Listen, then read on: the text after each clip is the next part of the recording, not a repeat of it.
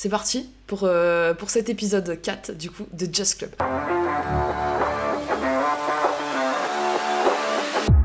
Alors au sommaire cette semaine, bien évidemment, vous ne dérogerez pas à la règle, on va faire un petit point sur les résultats de la semaine. Alors uniquement VPG France et VPG Suisse, pas de dossier de la semaine cette semaine. Cette semaine, on va découvrir une nouvelle rubrique qui s'appelle « À la découverte d'une structure ». Et puis ensuite, on continuera bien sûr avec les infos transferts, suivi des vidéos de la semaine. On commence tout de suite, hein, comme vous avez l'habitude, avec du coup les résultats de la semaine.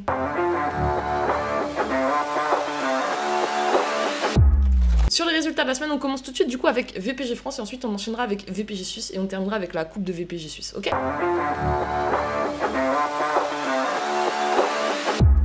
Alors le classement qui a un petit peu changé, hein, parce que du coup très utopique, Emma a pris maintenant le lead du championnat avec 21 points, suivi de très près par Marcio avec également 21 points. On trouve à la 3ème place Thunderhawk, suivi à 19 points, suivi de très près par EGA eFoot avec également 19 points.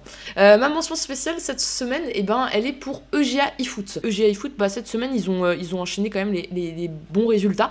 Ils se sont d'abord imposés du coup 1-0 face à Pandore. Ils ont ensuite quitté sur un match nul 1-1 face à Symphony. Puis ils ont eu un match forfait 1-0. Ils sont imposés 3-1 sur la pelouse de Los Dahalo. Pour un total du coup de 7 buts marqués pour un seul but encaissé. On est sur une moyenne de 1,75 buts par match pour seulement 0,25 par match encaissé. On passe tout de suite maintenant à la VPG France Ligue 1 du coup.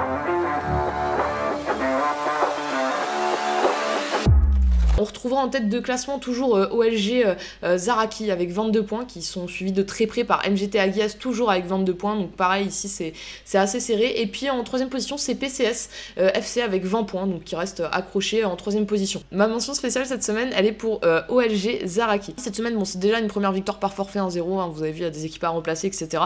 C'est ensuite un 0-0 face à SK Atlanta qui était 4ème donc ça restait un match à enjeu. Ils ont réussi à pas à gagner, mais à se quitter sur un match nul. Ils ont ensuite enchaîné une victoire 2-0 face à MHSC. Et puis, ils se sont imposés également 2-0 face à US Granville. Donc voilà, un total de 5 buts cette semaine pour 0 but encaissé. Donc c'est vrai qu'une défense très solide. Et puis ils confirment cette première place au classement avec la semaine dernière. Donc voilà, petite mention spéciale pour eux cette semaine.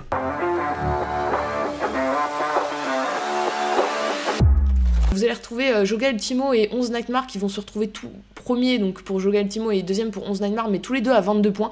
Et puis Electium qui viendra compléter ce podium très proche derrière à 21 points. Ma mention spéciale cette semaine, alors ma mention spéciale cette semaine, elle va aller pour FCVB eSport. FCVB eSport, pour rappel, ils sont 7ème au classement, qui ont fait une très belle semaine. Hein. Ils avaient un match à rattraper notamment, mais du coup ils se sont imposés 6-1 face à la Mad Army. Ils ont enchaîné avec une victoire 3-0 face à Hub eSport. Ils se sont quittés sur un match nul 1-1 face à AS Ambazac. Puis ils ont battu Devils Vatos Locos 3-2 à l'extérieur, puis se sont imposés 1-0 face à Vortex CGO. C'est un total de 14 buts marqués, hein, donc une moyenne de 2,8 buts par match, ce qui est plutôt assez conséquent, pour seulement 4 buts encaissés en 5 matchs, donc 0,8 buts par match encaissés. Donc une très belle semaine hein, pour FCVB eSport qui du coup se situe 7ème avec 14 points. On passe tout de suite à la Ligue 3.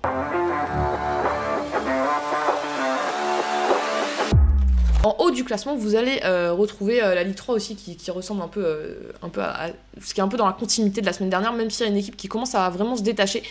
Justement, le premier, Impact Football, qui aujourd'hui a déjà 24 points, qui est suivi par Obstruction à 19 points et par French Touch à 18 points qui est 3ème et Mugey à 18 points qui est 4ème. Ma mention spéciale cette semaine, elle va aller à Impact Football. Alors Impact Football, qui a pris les devants dans ce championnat, qui a réalisé une très belle semaine hein, pour cause. Hein.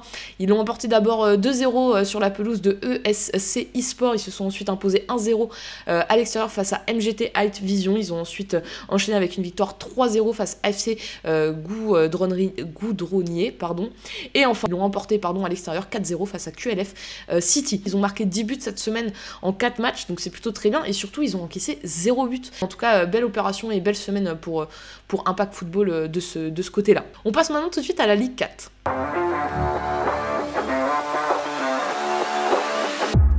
Vous allez retrouver FCHZX avec 19 points, qui est suivi de très près par FC Mobali avec également 19 points, et Ostra Esport qui vient compléter du coup ce classement, enfin le podium de ce classement avec 18 points. Ma mention spéciale, elle va à Ostra Esport. Alors Ostra Esport qui est 3ème avec 18 points. Donc il y a d'abord une belle victoire 6-2 sur la pelouse de FC Mistouf. Ensuite il y a une victoire 3-0 face à ARSH Esport.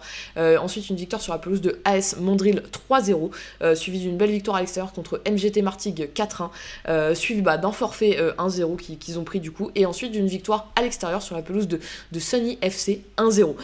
Au total sur ces 6 matchs ils ont marqué 18 buts et ils ont seulement encaissé 3 buts, donc 0,5 buts par match encaissé, ce qui est très très bien. Donc voilà, vraiment une très belle semaine de Ostra Esport qui leur permet de se retrouver à la 3ème place dans cette VPG France Ligue 4. On va tout de suite passer du coup à la Ligue 5.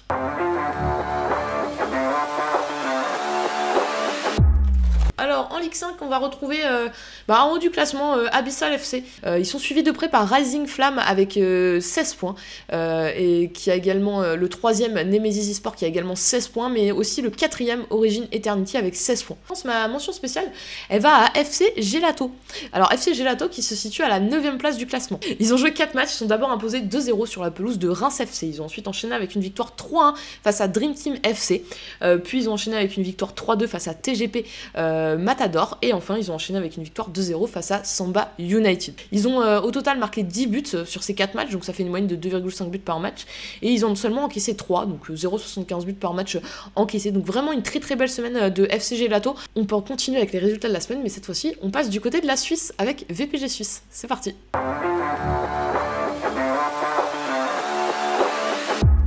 On commence tout de suite du coup avec la Raiffeisen.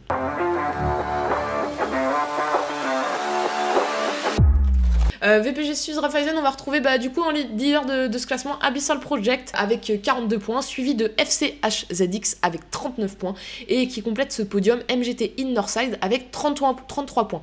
Ma mention spéciale du coup cette semaine, elle va être pour FCHZX, pardon pour la prononciation, donc qui est, pour rappel, qui est 2ème avec 39 points. Ils se sont tout d'abord imposés 2-0 sur la pelouse de Payade 74. Ils sont ensuite imposés 1-0 sur la pelouse de MGT eSport.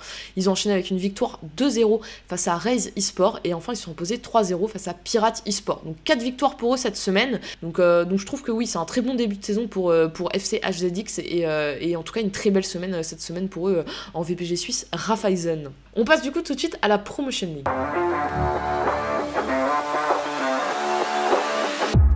En première position, on retrouve Electium, du coup 41 points, 11 Neymar 40 points, et en 3ème position, VV Sport à 34 points. Ma mention spéciale cette semaine, elle va aller pour Electium. Ils sont tout d'abord imposés 1-0 face à VV Sport. Ils se sont ensuite imposés 2-1 face à MGT Pegasus Sport. Ils ont ensuite enchaîné avec une victoire 5-0 face à AS Mandrid. Et puis ensuite, ils se sont séparés sur un score de 3-2 face à MGT Sneaky Fox. Donc voilà, c'est plutôt une très belle semaine pour Electium qui garde le lead de ce championnat. Et du coup, on passe à la promotion.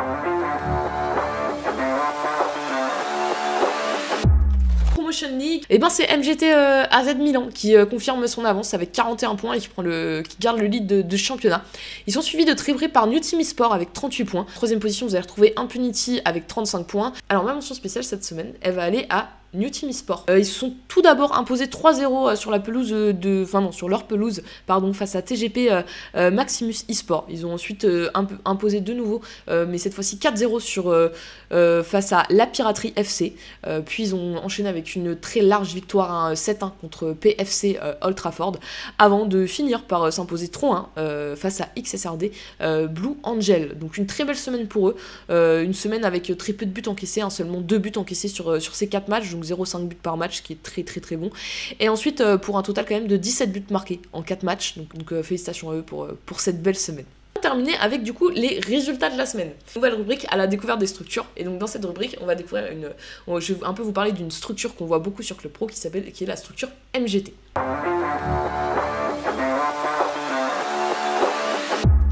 Cette rubrique, qui est une nouvelle rubrique qui s'appelle à la découverte d'une structure. Pour ceux qui connaissent pas trop, pour vous expliquer un peu rapidement. Pour vous expliquer assez rapidement, vous avez les structures, et à l'intérieur des structures, vous avez différents rosters. À l'intérieur de ces rosters, vous pouvez avoir différentes équipes. Quand une structure a un seul roster, à l'intérieur, vous allez avoir différentes équipes. C'est le cas de MGT. MGT, ils ont uniquement un roster sur le mode de jeu club, et à l'intérieur de ce roster mode de jeu club, ils ont beaucoup d'équipes. On va en parler juste après. Une structure, ça accompagne vraiment sur différents aspects. Toutes les structures accompagnent pas sur les mêmes aspects, toutes les structures ne sont pas autant impliquées derrière leurs équipes, toutes les structures ne fonctionnent pas pareil, mais aujourd'hui, voilà, c'est vrai que quand vous êtes un club accompagné d'une structure, ça vous permet d'avoir de l'accompagnement, on va dire, sur différents volets.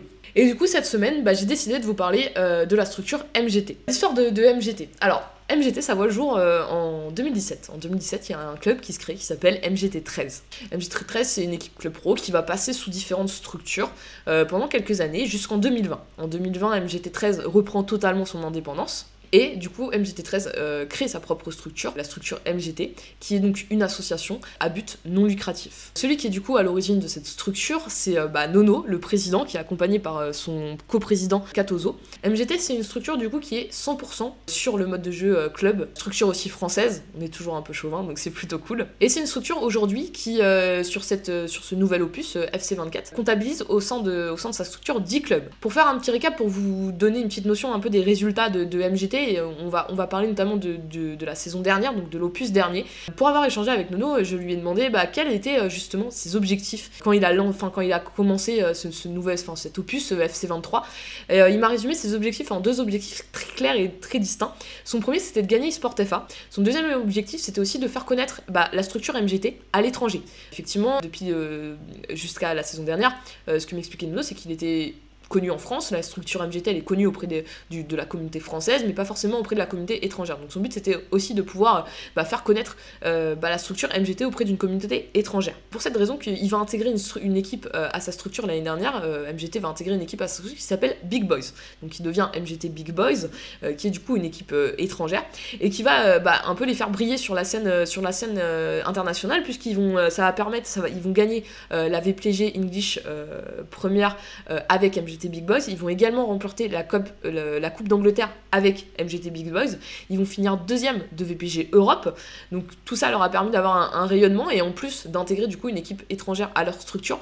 Donc premier objectif, on va dire rempli pour la structure MGT sur l'opus dernier. Le deuxième objectif, comme je vous l'ai dit, c'était de remporter eSport FA. Sur l'opus dernier, la structure MGT a excellé dans ce domaine, puisque avec leur équipe USMC by MGT, ils vont remporter à la fois la saison d'eSport FA d'automne et à la fois celle d'hiver. C'est quand même une très très belle performance de leur part. Ils vont en plus de ça compléter le palmarès de cette équipe avec un titre en VPG France Ligue 1 et également une Coupe de France. Bravo pour en tout cas USMC by MGT qui a fait un opus incroyable la saison dernière. Donc aussi bien sur leur objectif de gagner eSport FA que sur leur objectif de développer la structure MGT à l'étranger. On peut dire qu'ils ont largement rempli ces 2 objectifs. En continuant ma discussion avec Nono, on a échangé du coup sur ce nouvel opus, sur cet opus FC24.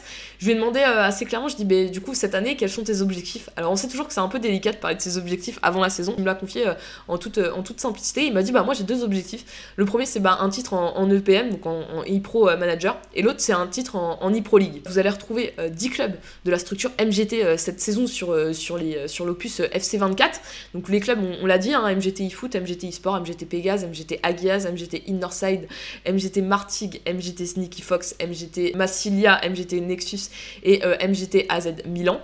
Donc c'est vrai qu'il y a quand même pas mal de clubs, et du coup c'est vrai qu'ils couvrent une grande partie ils participent à beaucoup de compétitions différentes suivant les clubs. Vous allez retrouver notamment, on va commencer avec la VPG France, en VPG Suisse, on va les retrouver également en VPG belge, on les retrouvera aussi en VPG Europe, en ePro League, donc là où justement, et qui est l'un des objectifs d'avoir un titre. Vous allez pouvoir également les retrouver en EFA, en Santa League France, IFC Azur. Vous les retrouvez également en VSA. Ils sont présents dans quand même beaucoup de compétitions différentes. C'est pour ça que je vous dis que c'est une structure qui est quand même très connue sur la communauté, sur la sphère FIFA Club, qui donne aussi l'opportunité à des clubs de pouvoir évoluer. C'est un petit peu l'ADN de cette structure MGT justement. C'est avec ça que j'aimerais bien terminer. C'est un petit peu l'ADN de la structure MGT. La structure MGT, c'est une structure qui a des clubs de différents niveaux. Vous allez avoir des clubs on peut qualifier de professionnels, des clubs semi-professionnels et des clubs amateurs qui se développent. C'est pas parce que vous rentrez à la structure MGT en tant qu'un club amateur que vous pouvez pas avoir des ambitions d'aller jouer les meilleures compétitions dans les saisons à venir. Nono, dans les échanges que j'ai eu avec lui, j'ai senti quelqu'un qui était vachement à l'écoute des équipes qui étaient dans sa structure, qui avait vraiment envie de les aider à progresser, à se développer sur les différents aspects que peuvent demander la gestion d'un club sur Club Pro.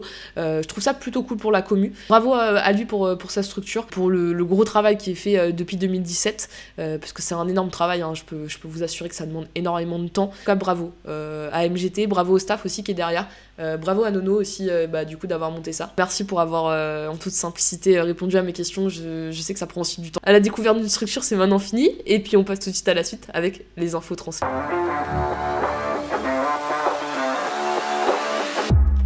On est parti avec les infos transferts. Alors les infos transferts, hein, vous avez l'habitude, je vous relais des offres que j'ai vu passer à la fois sur Twitter, à la fois sur Discord. On commence tout de suite du coup avec les offres que j'ai vu passer sur Discord. Alors dans un premier temps, j'ai vu l'offre du 11 Bellator, donc le 11 Bellator qui recrute au poste de DC, latéral et BU. Seconde offre de transfert les amis, de Slayer eSport, donc Slayer eSport qui recrute au poste de DC, DDDG et ADAG. Ensuite, le troisième club que j'ai vu passer sur Discord, c'est l'offre du 11 Nios. Le 11 Nios qui actuellement recrute au poste de DC, DCD, DCG, MDC et MGMD. Ensuite, je vous mets pour les 3 dernières offres, ce sera 3 offres que j'ai vues justement passer sur Twitter. La première, c'est celle de Hub eSport. Hub eSport qui du coup recrute au poste de AVG, AVD, DC et DD, DG. Ensuite, sur Twitter également, j'ai vu la belle affiche de Universal FC qui recrute du coup au poste de DG, DD, MCG, MCD et MDC. Et enfin, le dernier club que j'ai vu passer sur Twitter qui cherche actuellement, c'est World Teams qui cherche actuellement un GK. Et ben on finit avec les vidéos de la semaine. C'est parti avec les vidéos de la semaine les amis.